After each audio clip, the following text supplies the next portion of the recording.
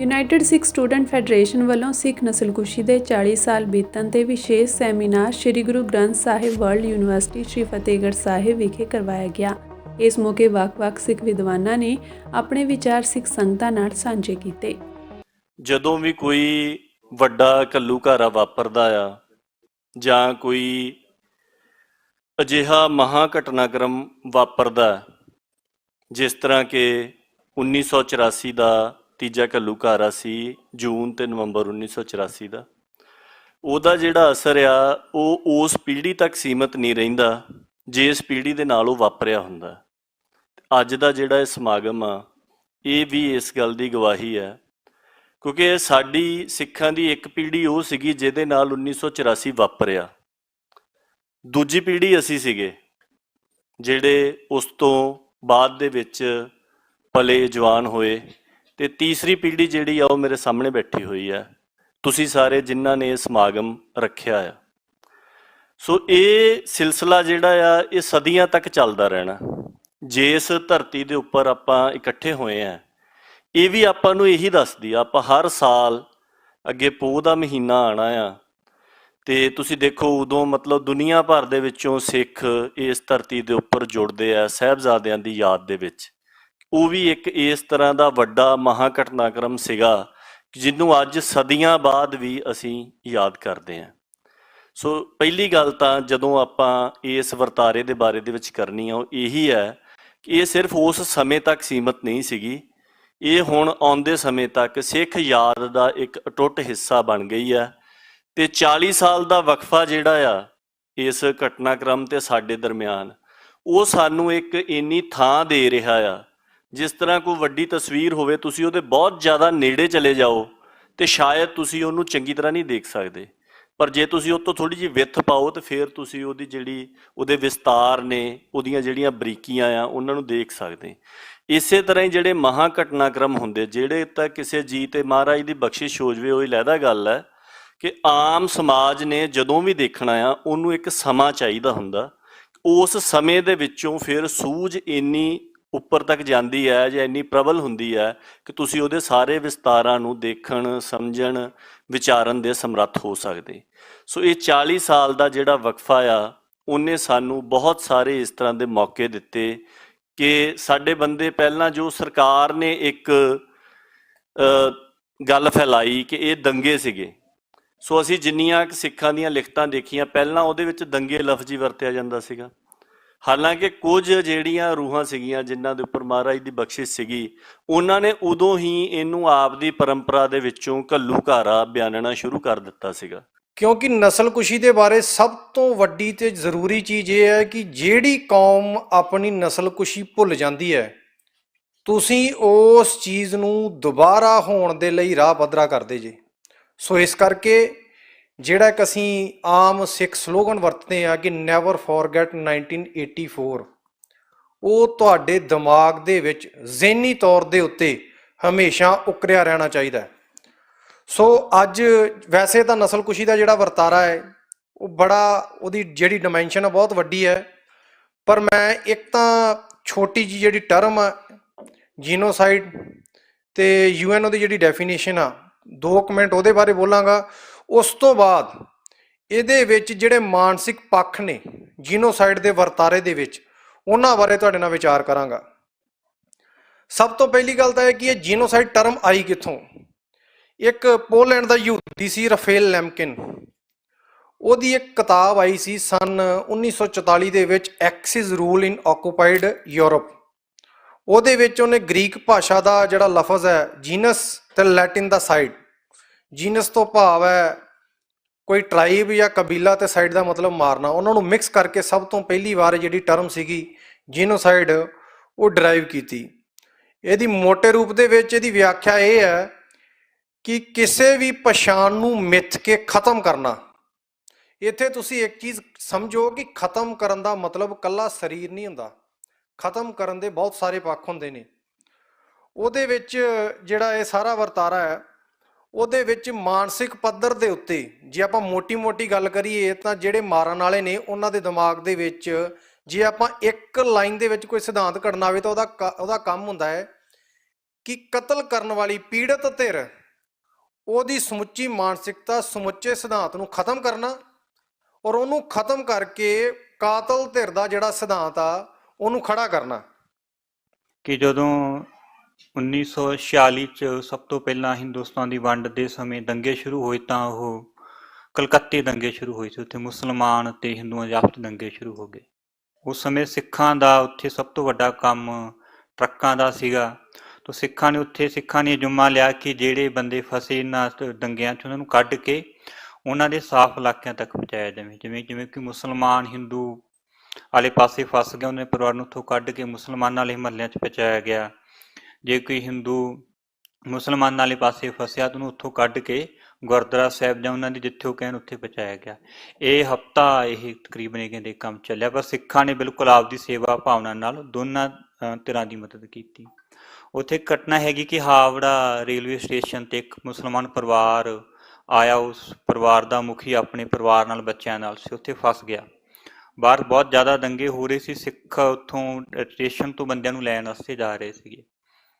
ਤਾਂ ਜਦੋਂ ਉਸੇ ਸਟੇਸ਼ਨ 'ਤੇ ਪਹੁੰਚੇ ਤਾਂ ਮੁਸਲਮਾਨ ਪਰਿਵਾਰ ਦਾ ਜਿਹੜਾ ਇੱਕ ਹੀ ਪਰਿਵਾਰ ਸੀ, ਬਾਕੀ ਹਿੰਦੂ ਪਰਿਵਾਰ ਸੀ ਉਹਦੇ ਨਾਲ, ਉਹਨਾਂ ਨੇ ਪੁੱਛਿਆ ਕਿ ਵੀ ਜੇ ਮੈਨੂੰ ਤੁਸੀਂ ਕੱਢ ਕੇ ਲੈ ਕੇ ਜਾਓਗੇ ਤਾਂ ਮੇਰੀ ਜਾਨ ਨੂੰ ਜਾਂ ਮੇਰੇ ਬੱਚਿਆਂ ਨੂੰ ਜਾਂ ਮੇਰੇ ਘਰ ਵਾਲਿਆਂ ਨੂੰ ਕੋਈ ਖਤਰਾ ਨਹੀਂ ਹੋਊਗਾ। ਤਾਂ ਸਿੱਖਾਂ ਨੇ ਜ਼ਿੰਮੇਵਾਰੀ ਚੱਕੀ ਕਿ ਅਸੀਂ ਤਾਂ ਜ਼ਿੰਮੇਵਾਰ ਹੋਵਾਂਗੇ ਕਿ ਅਗਰ ਤੇਰੇ ਪਰਿਵਾਰ ਨੂੰ ਕੁਛ ਹੁੰਦਾ। ਉਹਨੂੰ ਬੜੀ ਇੱਜ਼ਤ ਨਾਲ, ਸਲਾਮਤ ਨਾਲ ਉਹਨਾਂ ਦੀ ਥਾਂ 'ਤੇ ਪਹੁੰਚਾਇਆ ਗਿਆ। ਉੱਥੋਂ ਦੇ ਸਰਦਾਰ ਬਚਨ ਸਿੰਘ ਸਰਲ ਹੋਣੀ ਹੈਗੇ, ਉਹਨਾਂ ਦੀ ਉਮਰ ਤਕਰੀਬਨ ਹੁਣ 80 ਤੋਂ 90 ਸਾਲ ਦੀ ਉਮਰ ਦੇ ਹੈਗੇ। ਘਟਨਾ ਮੈਨੂੰ ਉਹਨਾਂ ਨੇ ਦੱਸੀ ਸੀ।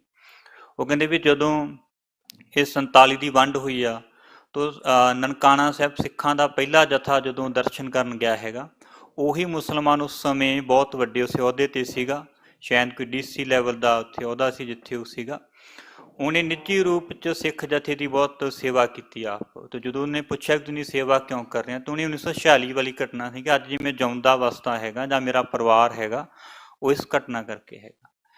ਸੇਮ ਇਹੀ ਗੱਲ ਜਦੋਂ 1984 ਨੂੰ ਬਿਲਕੁਲ ਪੂਰੇ ਹਿੰਦੁਸਤਾਨ 'ਚ ਸਿੱਖਾਂ 'ਤੇ ਹਮਲੇ ਹੋ ਰਹੇ ਆ, ਥਾਂ ਥਾਂ 'ਤੇ ਸਿੱਖ ਕਤਲ ਹੋ ਰਹੇ ਆ, ਤਾਂ ਕਲਕੱਤੇ 'ਚ ਸਰਦਾਰ ਕਮਿੱਕਰ ਸਿੰਘ ਹੋਣੀ, ਸਰਦਾਰ ਬਿੱਕਰ ਸਿੰਘ ਹੋਣੀ, ਇਹਨਾਂ ਦੇ ਹੋਰ ਸਿੰਘ, ਇਹ ਜਦੋਂ ਕਲਕੱਤੇ 'ਚ ਆਪਣੇ ਟਰੱਕਾਂ 'ਤੇ ਆਪਣੀਆਂ ਕਾਰਾਂ 'ਤੇ ਸਿੱਖਾਂ ਨੂੰ ਸੇਫ ਥਾਵਾਂ 'ਤੇ ਪਹੁੰਚਾਉਣ ਵਾਸਤੇ ਕੰਮ ਕਰ ਰਹੇ ਹੈਗੇ, ਸੁਰੱਖਿਆ ਥਾਵਾਂ ਮੁਹੱਈਆ ਕਰਾ ਰਹੇ ਹੈਗੇ, ਮਦਦ ਕਰ ਰਹੇ ਹੈਗੇ, ਉਦੋਂ ਪੰਜਾਬ ਹਾਵੜਾ ਮੇਲ ਹਾਵੜਾ ਸਟੇਸ਼ਨ 'ਤੇ ਪਹੁੰਚਦੀ ਹੈਗੀ ਆ। ਉਸ ਸਮੇਂ ਜਿਹੜਾ ਸਟੇਸ਼ਨ ਦਾ ਜਿਹੜਾ ਮੁੱਖ ਸੰਚਾਲਕ ਹੁੰਦਾ, ਉਹਨੇ ਸਰਦਾਰ ਕਮਿੱਕਰ ਸਿੰਘ ਉਹਨਾਂ ਨੂੰ ਫੋਨ ਕੀਤਾ ਕਿ ਜਿਹੜੀ ਟ੍ਰੇਨ ਆ ਰਹੀ ਆ, ਇਹਦੇ 'ਚ ਸਿੱਖਾਂ ਦੀ ਗਿਣਤੀ ਕਾਫੀ ਹੈਗੀ ਅਤੇ ਜਿਵੇਂ ਦੇ ਕਲਕੱਤੇ ਦੇ ਹਾਲਾਤ ਹੈਗੇ ਵੀ ਤੁਸੀਂ ਜਲਦੀ ਇੱਥੇ ਪਹੁੰਚੋ। ਸਰਦਾਰ ਕਮਿੱਕਰ ਸਿੰਘ ਹੁਣੀ ਆਪਣੇ ਜੋ ਵੀ ਬੰਦੇ ਸੀ ਨਾਲ ਲੈ ਕੇ ਟਰੱਕ ਲੈ ਕੇ ਸਟੇਸ਼ਨ 'ਤੇ ਪਹੁੰਚ ਗਏ।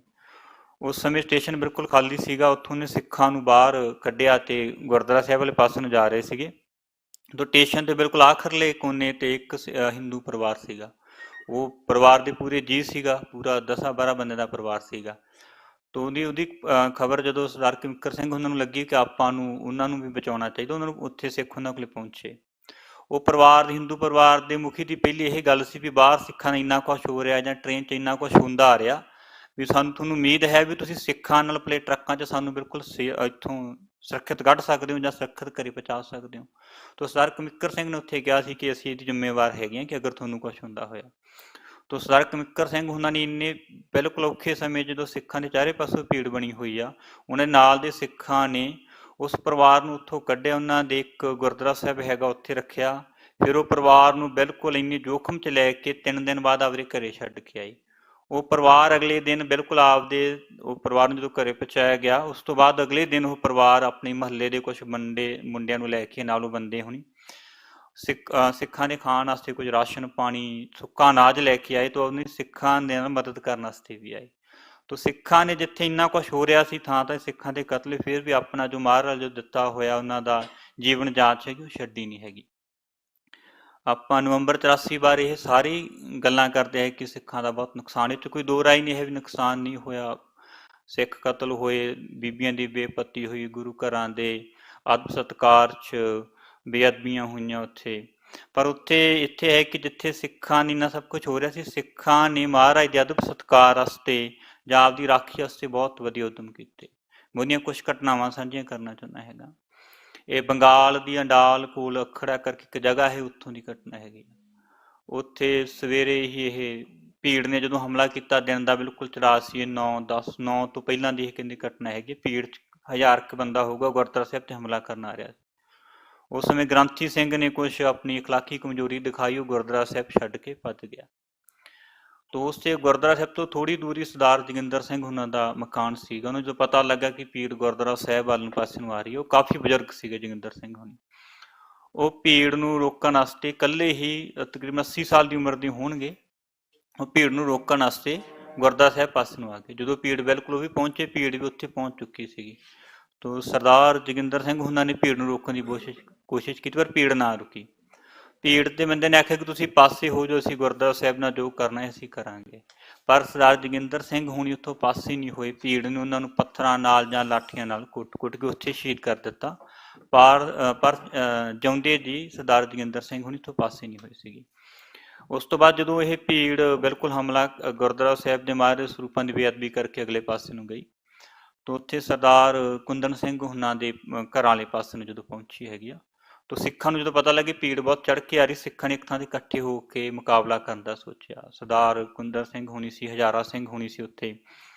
ਇੱਕ ਪੰਜਾਬ ਪੁਲਿਸ 'ਚੋਂ ਆਪਣੀ ਨੌਕਰੀ ਤੋਂ ਸੇਵਾ ਮੁਕਤ ਹੋ ਕੇ ਸਰਦਾਰ ਮੋਹਨ ਸਿੰਘ ਹੋਣੀ ਵੀ ਉੱਥੇ ਪਹੁੰਚੇ ਸੀ। ਉਹਨਾਂ ਨੇ ਵਿਉਂਤਬੰਦੀ ਕੀਤੀ ਕਿ ਆਪਾਂ ਨੂੰ ਮੁਕਾਬਲਾ ਕਰਨਾ ਚਾਹੀਦਾ। ਤੋ ਇੱਕ ਘਰੇ ਸਰਦਾਰ ਕੁੰਦਨ ਸਿੰਘ ਕੇ ਘਰੇ ਇਕੱਠੇ ਹੋ ਕੇ, ਕਿਉਂਕਿ ਘਰ ਸੁਰੱਖਿਆ ਪੱਖੋਂ ਸਭ ਤੋਂ ਵਧੀਆ ਸੀਗਾ, ਉੱਥੇ ਉਹਨਾਂ ਨੇ ਉਹਦਾ ਮੁਕਾਬਲਾ ਕਰਨ ਦੀ ਸੋਚੀ। ਭੀੜ ਜਦੋਂ ਆਈ ਤੇ ਸਰਦਾਰ ਮੋਹਨ ਸਿੰਘ ਹੁਣਾਂ ਨੇ ਬੰਦੂਕ ਨਾਲ ਫਾਇਰ ਕੀਤੇ ਤੋਂ ਭੀੜ ਪਿੱਛੇ ਮੁੜ ਦਿੱਤੀ। ਔਰ ਦੂਸਰੀ ਵਾਰ ਫਿਰ ਭੀੜ ਚੜ੍ਹ ਕੇ ਆਈ, ਪਰ ਸਰਦਾਰ ਮੋਹਨ ਸਿੰਘ ਹੁਣਾਂ ਦੀ ਜਿਹੜੀ ਮੋਰਚਾਬੰਦੀ ਸੀ ਬਹੁਤ ਵਧੀਆ ਸੀ, ਪਰ ਭੀੜ ਨੂੰ ਅੱਗੇ ਨਹੀਂ ਆਉਣ ਦਿੱਤਾ। ਇੰਨੇ ਸਮੇਂ 'ਚ ਸਿੱਖਾਂ ਕੋਲ ਇੱਕ ਖਬਰ ਪਹੁੰਚੀ ਕਿ ਜਿੱਥੇ ਸਿੱਖ ਇਕੱਠੇ ਤੋਂ ਥੋੜ੍ਹੀ ਦੂਰੀ ਸਰਦਾਰ ਅਜੀਤ ਸਿੰਘ ਹੁਣਾਂ ਦਾ ਇੱਕ ਘਰ ਹੈਗਾ, ਉਹ ਇਕੱਲੇ ਰਹਿ ਗਏ, ਬਾਕੀ ਸਾਰੇ ਸਿੱਖ ਫਿਰ ਉੱਥੇ ਇਕੱਠੇ ਹੋ ਗਏ ਸੀਗੇ। ਤੋ ਜਦੋਂ ਸਰਦਾਰ ਅਜੀਤ ਸਿੰਘ ਹੁਣਾਂ ਦੇ ਭੀੜ ਨੂੰ ਵੀ ਪਤਾ ਲੱਗਾ ਕਿ ਇੱਕ ਸਿੱਖ ਇਕੱਲਾ ਘਰ ਹੈਗਾ, ਭੀੜ ਉਧਰਲੇ ਪਾਸੇ ਨੂੰ ਹਮਲਾ ਕਰਨ ਚੱਲ ਪਈ। ਤੋ ਇਸ ਹਮਲੇ ਦੇ ਸਮੇਂ ਸਰਦਾਰ ਅਜੀਤ ਸਿੰਘ ਦੇ ਇੱਕ ਗਵਾਂਢੀ ਸੀਗਾ, ਬੰਗਾਲੀ ਸੀ ਮਿੱਤਰ ਉਹ ਉਹਨਾਂ ਦੇ ਘਰ ਦੀਆਂ ਬੀਬੀਆਂ ਨੂੰ ਆਪਣੇ ਘਰੇ ਲੈ ਗਿਆ। ਪਰ ਭੀੜ ਬਹੁਤ ਜ਼ਿਆਦਾ ਉੱਥੇ ਕੋਈ ਪਹੁੰਚਣ ਕਰਕੇ ਹੋ ਗਿਆ ਸੀ ਕਿ ਬੀਬੀਆਂ ਦੀ ਬੇਪਤ ਕਰਨੀ ਹੈ। ਪਰਿਵਾਰ ਵਾਲਿਆਂ ਨੂੰ ਕਹਿ ਰਹੇ ਸੀ ਕਿ ਇਹਨਾਂ ਨੂੰ ਬਾਹਰ ਕੱਢ ਦਿੱਤਾ ਜਾਵੇ। ਜਦੋਂ ਇਹਦੀ ਖਬਰ ਸਰਦਾਰ ਮੋਹਨ ਸਿੰਘ ਉਹਨਾਂ ਨੂੰ ਲੱਗੀ ਵੀ ਐਂ ਕਰਕੇ ਸਿੱਖਾਂ ਦੀਆਂ ਬੀਬੀਆਂ ਤੇ ਹਮਲੇ ਬੇਪਤ ਹੋਣ ਦੀ ਗੱਲ ਚੱਲ ਰਹੀ ਆ, ਤਾਂ ਆਪਾਂ ਨੂੰ ਬਚਾਉਣ ਜਾਣਾ ਚਾਹੀਦਾ। ਜਦੋਂ ਉੱਥੇ ਸਿੱਖਾਂ ਦੀ ਆਪਸ 'ਚ ਗੱਲਬਾਤ ਹੋਈ ਤਾਂ ਕੁਝ ਸਿੱਖਾਂ ਨੇ ਆਖਿਆ ਕਿ ਬਾਹਰ ਦੇ ਹਾਲਾਤ ਇੰਨੇ ਸਹੀ ਨਹੀਂ ਹੈ ਕਿ ਆਪਾਂ ਆਪਣਾ ਟਿਕਾਣਾ ਜਾਂ ਮੋਰਚਾਬੰਦੀ ਛੱਡ ਕੇ ਪਾਸੇ ਚਲੇ ਜਾਈਏ। ਤੋ ਸਰਦਾਰ ਮੋਹਨ ਸਿੰਘ ਹੁਣਾਂ ਦੇ ਉੱਥੇ ਜਵਾਬ ਸੀਗਾ ਕਿ ਜੇ ਆਪਣੇ ਜਿਉਂਦੇ ਜੀ ਹੀ ਸਿੱਖਾਂ ਦੀ ਬੇਪਤ ਹੋਊਗੀ ਤਾਂ ਆਪਾਂ ਇਦੋਂ ਮਰ ਜਾਣਾ ਆਪਾਂ ਨੂੰ ਜ਼ਿਆਦਾ ਬਿਹਤਰ ਹੋਊਗਾ। ਇਹ ਗੁਰਮਤਾ ਕਰਨ ਤੋਂ ਬਾਅਦ ਉਹ 10 ਸਿੱਖ ਗਏ ਉੱਥੇ, ਭੀੜ ਤੇ ਹਮਲਾ ਕਰਕੇ ਉਹ ਪਰਿਵਾਰ ਨੂੰ ਕੱਢ ਕੇ ਲੈ ਕੇ ਆਏ।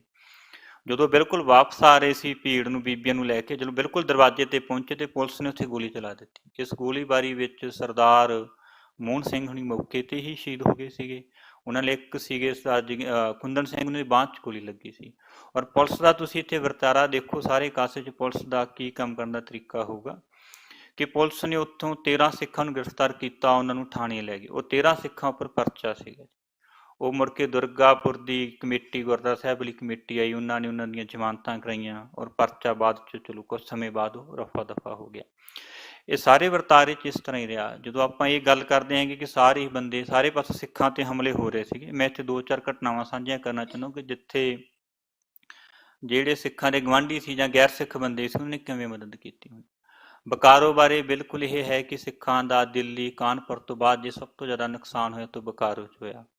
ਬਕਾਰੋ 'ਚ ਜਿਨ੍ਹਾਂ ਬੰਦਿਆਂ ਨੇ ਆਪਣੇ ਹੱਥੀਂ ਸੰਸਕਾਰ ਕੀਤੇ ਹੈਗੇ, ਉਹ 90 ਦੇ ਕਰੀਬ ਲਾਸ਼ਾਂ ਇੱਕੋ ਥਾਂ 'ਤੇ ਰੱਖ ਕੇ ਸੰਸਕਾਰ ਕੀਤੇ ਗਏ ਸੀਗੇ। ਜਿਹੜੀਆਂ ਲਾਸ਼ਾਂ ਬਾਅਦ 'ਚ ਮਿਲੀਆਂ ਨਹੀਂ ਜਾਂ ਪੁਲਿਸ ਨੇ ਰਫਾ ਦਫਾ ਕਰਤੀਆਂ, ਉਹ ਇੱਕ ਵੱਖਰਾ ਹੈਗੀ ਹੈ ਗੱਲਬਾਤ। ਪਰ ਉੱਥੇ 90 ਲਾਸ਼ਾਂ ਇੱਕੇ ਟਾਈਮ ਸੰਸਕਾਰ ਹੋਇਆ ਸ਼ਾਮ ਨੂੰ। ਤਾਂ ਉੱਥੇ ਇੱਕ ਸਿੱਖ ਨੇ ਸਾਨੂੰ ਘਟਨਾ ਸੁਣਾਈ ਹੈ, ਸੈਕਟਰ 2C ਦੀ ਘਟਨਾ ਹੈਗੀ ਆ ਬਕਾਰੋ ਦੀ। ਉਹਨੇ ਦੱਸਿਆ ਕਿ ਉਹ ਜਿੱਥੇ ਰਹਿੰਦੇ ਸੀਗੇ ਨਾਲ ਬਿਲਕੁਲ ਗੁਆਂਢ ਘਰ ਸੀਗਾ, ਉਹ ਬਿਹਾਰੀ ਰਾਜਪੂਤ ਸੀਗਾ। ਉਹ ਬਿਹਾਰੀ ਰਾਜਪੂਤ ਦਾ ਪਰਿਵਾਰ ਦੀ, ਉਹਨਾਂ ਦੀ ਜਿਹੜੀ ਬਿਹਾਰੀ ਰਾਜਪੂਤ ਦੀ ਪਤਨੀ ਸੀ ਕਮਲਾ ਦੇਵੀ, ਉਹ ਬਹੁਤ ਤੜਪ ਬੀਬੀ ਸੀਗੀ। ਉਹ ਕਹਿੰਦਾ ਵੀ ਅਸੀਂ ਵੀ ਡੰਗਰ ਰੱਖੇ ਹੁੰਦੇ ਸੀਗੇ ਤੇ ਉਹਨਾਂ ਦੇ ਵੀ ਡੰਗਰ ਹੁੰਦੇ। ਸਾਡੇ ਡੰਗਰਾਂ ਨੂੰ ਬੰਨਣ ਕਰਕੇ ਜਾਂ ਪੱਠਿਆਂ ਨੂੰ ਲੈ ਕੇ ਜਾਂ ਥਾਂ ਕਰਕੇ ਹਮੇਸ਼ਾ ਹੀ ਕਲੇਸ਼ ਰਹਿੰਦੇ। ਸਾਡਾ ਰੋਜ਼ ਦਾ ਉਹਨਾਂ ਨਾਲ ਇਹ ਸੀਗਾ ਕਿ ਰੋਜ਼ ਉਹਨਾਂ ਨਾਲ ਸਾਡਾ ਲੜਾਈ ਝਗੜਾ ਰਹਿਣਾ, ਰੋਜ਼ ਬੋਲ ਹੋਣਾ। ਤੇ ਉਹ ਕਹਿੰਦਾ ਵੀ ਜਦੋਂ ਨਵੰਬਰ 84 'ਚ ਸਾਨੂੰ ਪਤਾ ਲੱਗਾ ਕਿ ਸਿੱਖਾਂ ਤੇ ਹਮਲੇ ਹੋ ਰਹੇ ਆ ਤੇ ਇਸ ਤਰ੍ਹਾਂ ਬਕਾਰੋ ਤਾਂ ਬਹੁਤ ਵੱਡੇ ਪੈਮਾਨੇ ਤੇ ਹੋਇਆ, ਤੇ ਕਰਕੇ ਸਾਨੂੰ ਪਤਾ ਹੀ ਸੀ ਕੀ ਹੋ ਰਿਹਾ। ਤਾਂ ਉੱਥੇ ਕੀਤਾ ਕਿ ਆਪਦੇ ਬਚਾਅ ਵਾਸਤੇ ਕੀ ਕੀਤਾ ਜਾਵੇ। ਤੋ ਸਭ ਤੋਂ ਪਹਿਲਾਂ ਵਿਉਂਤੀ ਕਿ ਆਪਾਂ ਨੂੰ ਕਮਲਾ ਦੇਵੀ ਕੇ ਘਰੇ ਨਹੀਂ ਜਾਣਾ ਚਾਹੀਦਾ, ਕਿਉਂਕਿ ਇਹ ਆਪਣੇ ਨਾਲ ਬਹੁਤ ਔਖਸ਼ ਹੈਗੀ ਆ, ਇਹਨੇ ਆਪਣਾ ਬਹੁਤ ਜ਼ਿਆਦਾ ਨੁਕਸਾਨ ਕਰਨਾ।